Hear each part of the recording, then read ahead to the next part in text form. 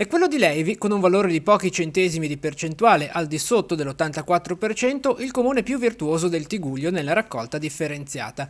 Segue a breve distanza, con un significativo 81,75%, il comune di Santa Margherita Ligure. Sul terzo gradino del podio, nella classifica dei comuni più ricicloni, Salemo Conesi con un 78,98%.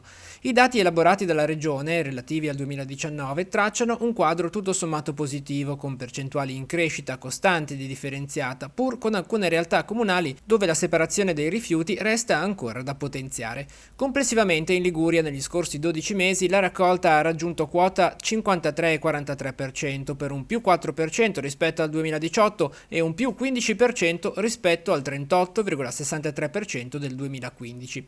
E quella spezzina con un valore complessivo del 73,90% la provincia ligure che contribuisce in modo significativamente maggiore alla crescita.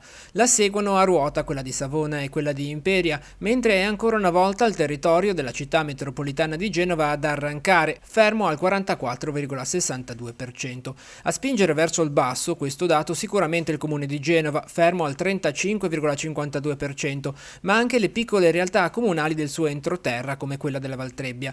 A spingere il dato verso l'alto invece ci pensano i comuni del Tigullio, quasi nessuno sotto la percentuale del 60%, anche se non tutti brillano in questo senso.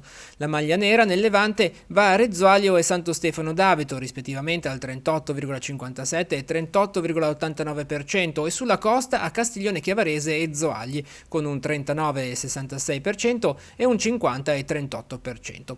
A chiudere il quadro di coloro che potrebbero impegnarsi di più ci sono Ne al 55,32%, Moneglia 55,39%, Lumarzo 59,99% e Rapallo 56,15%. Tra le cittadine con maggior numero di abitanti, Lavagna tocca il 71,33%, Casarza Ligure il 70,19%, Cogorno il 65,74% e Chiavari il 67,09%, mentre Sestri Levante supera ancora una volta il dato del 75%, attestandosi al 75,86%. Bene quasi tutti i comuni dell'entroterra. A chiudere il quadro dei 26 comuni del Tigullio resta Portofino, dove i suoi 383 abitanti arrivano a riciclare il 71,89% dei rifiuti prodotti.